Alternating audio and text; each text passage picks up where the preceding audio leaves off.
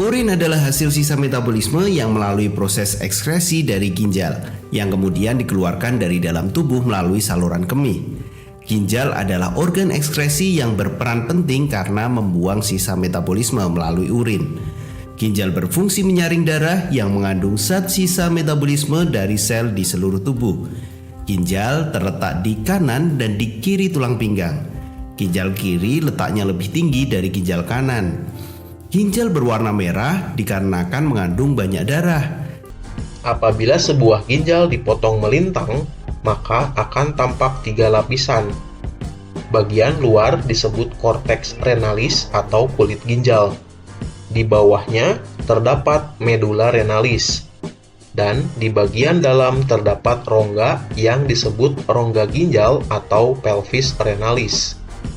Ginjal tersusun atas lebih kurang 1 juta alat penyaring yang disebut dengan nefron. Nefron merupakan satuan struktural dan fungsional ginjal karena nefron merupakan unit penyusun utama ginjal dan unit yang berperan penting dalam proses penyaringan darah.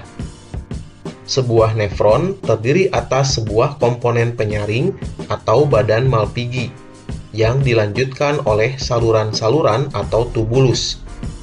Setiap badan Malpighi mengandung gulungan kapiler darah yang disebut glomerulus yang berada dalam kapsula Bowman. Pada bagian inilah proses penyaringan darah dimulai. Secara detail, dalam ginjal terdapat 3 tahapan ekskresi, yaitu filtrasi, reabsorpsi, dan augmentasi dalam proses pembentukan urin. Kita akan bahas satu persatu. Yang pertama adalah filtrasi. Tahapan ini terjadi di badan Malpighi yang terdiri dari glomerulus dan kapsula Bowman. Glomerulus ini bertugas menyaring darah. Darah yang mengandung zat sisa metabolisme akan disaring karena dapat menjadi racun untuk tubuh. Setelah itu dialirkan dan akan melewati kapsula Bowman. Hasil penyaringan ini kemudian disebut sebagai urin primer.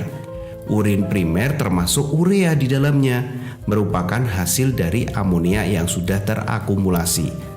Yang kedua, prosesnya dinamakan reabsorpsi. Urin masuk ke tubulus proksimal dan terjadi penyerapan kembali atau reabsorpsi.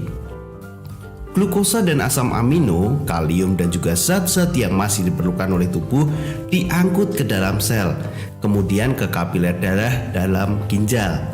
Urea hanya sedikit sekali yang diserap kembali. Cairan yang dihasilkan dari proses reabsorpsi itu dinamakan urin sekunder. Urin sekunder mengandung air, garam, urea, dan urobilin. Urobilin inilah yang memberikan warna kuning pada urin. Sedangkan kalau urin bau itu dikarenakan mengandung urea pada urin. Nah, ini tahap yang kedua. Dilanjutkan tahap terakhir, yaitu tahap augmentasi. Urin sekunder masuk pada tubulus distal. Pada bagian tubulus distal masih ada proses penyerapan air, ion natrium, klor, dan urea. Pada tubulus distal terjadi proses augmentasi, yaitu pengeluaran zat-zat yang tidak diperlukan oleh tubuh ke dalam urin sekunder. Urin sekunder yang telah bercampur dengan zat-zat yang tidak diperlukan tubuh inilah yang menjadi urin sesungguhnya. Wow, luar biasa. Ini yang sesungguhnya, sahabat.